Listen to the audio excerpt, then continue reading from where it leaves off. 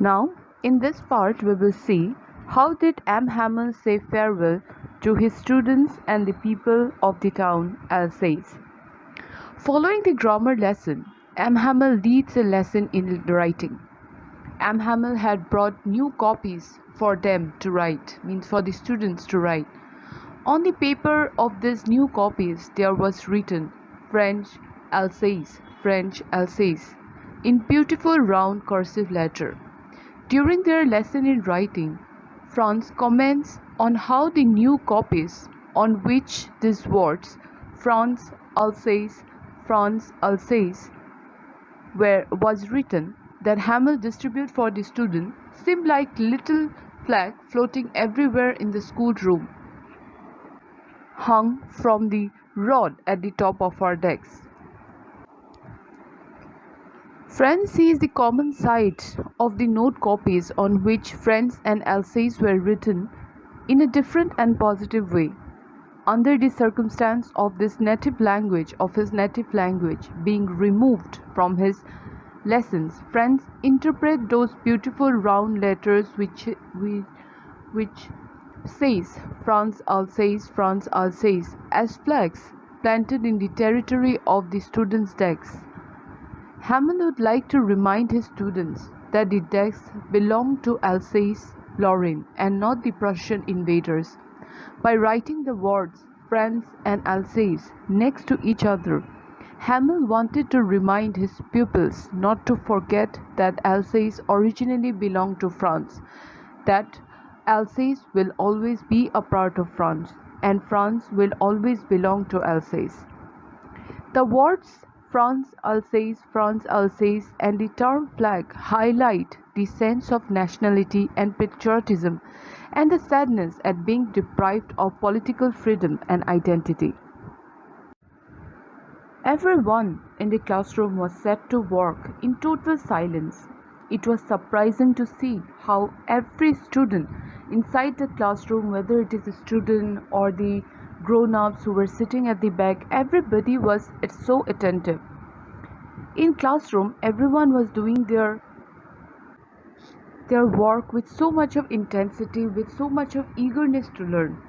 Everybody was engrossed in their work and there was complete silence. The only sound one could hear was the scratching of the pen over the paper while writing in their copies. It was contrary to the hustle and bustle of the regular normal school days. Some beetles, that means some kind of fly inside the classroom, but nobody pays any attention to it. Even the small children who were tracing the picture of a fish hook, doing their work attentively, as if they were writing French.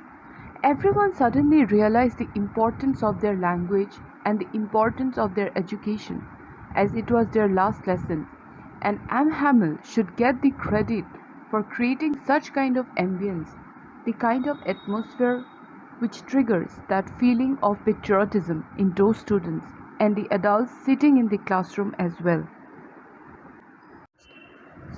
Now, on hearing the peasants cooed very low on the roof, Franz makes a sarcastic comment. Will they make them sing in German, even the peasants?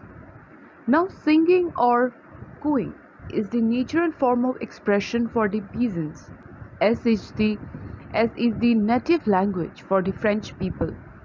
The French language comes naturally to the people of Alsace and Lorraine, as cooing comes to the peasants. The compulsion to speak any other language is like suppressing the force of nature and enslaving a community. So through this question, he raises a question about the legitimacy, how far it is the right to impose one's language over the conquered, and the Germans were trying to do that.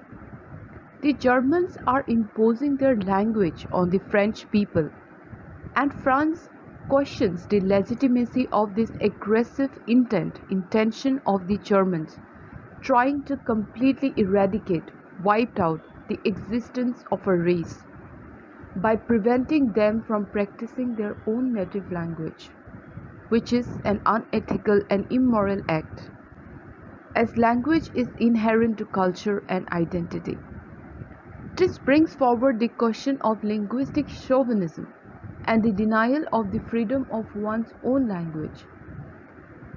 The statement also shows the outrage which French people had harbored against the Germans, and that immediately naturally calls for outburst. And Franz, being a little kid, expresses his rage and becomes the voice of the entire race. The comment of friends shows the Frenchman's typical reaction to the imposition of learning German, the language of the conquerors. The sentence suggests France's anger against the forceful imposition of German on them. It shows the plight of the French people who were free as pigeons. Birds symbolize freedom, but now are forced under Prussian dictatorship to use a foreign language. In the earlier slide, the line, will they make them sing in German, even the pigeons? I want you to underline this line. It's a very important line in the chapter. Then moving on, I'll read one portion from the book. Here I go. Whenever I looked up from my writing, I saw Franz. I saw M. Hamel sitting motionless in his chair and gazing first at one thing, then at another, as if he wanted to fix in his mind just how everything looked in that little schoolroom. Fancy means imagine. Fancy. For 40 years he had been there in the same place, with his garden outside the window and his class in front of him, just like that. Only the desks and benches had been worn smooth. The walnut trees in the garden were taller, and the hope vine that he had planted himself twined about the windows to the roof.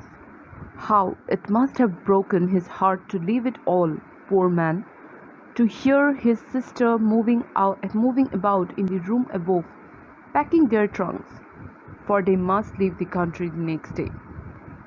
So in this line, when Franz looked up from his writing, he saw M. Hamel sitting motionless, sitting still in a chair, gazing at different areas in the little schoolroom, as if he wanted to look at everything for the one last time. He was looking as if he wanted to imbibe the picture, to take the picture of each thing that was there inside the classroom. Franz wondered at the idea that M. Hamel had spent 40 years teaching in the schoolroom with his garden outside the window and the class in front of him all remained the same. There are only small changes that had taken place in these 40 years. What was that? The only difference was that the desks and the benches had worn out. They had become smooth because of the uses. The walnut trees in the garden had grown taller, and the hope vine is a kind of climber, which Hamel planted, had grown taller now, and climbed on over to the roof around the windows.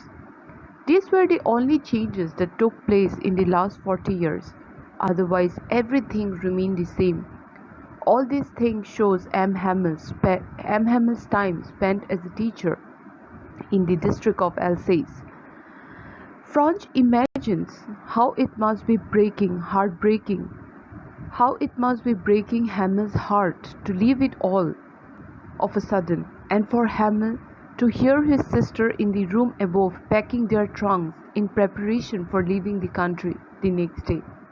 Because from the next day only German will be taught in the schools of Alsace and Lorraine. At this point of time he was completely shattered. A man who has spent 40 years of his doing the same thing overnight had to leave that place. Here the writer was hinting at the emotional attachment which M. Hamel has had with the little place.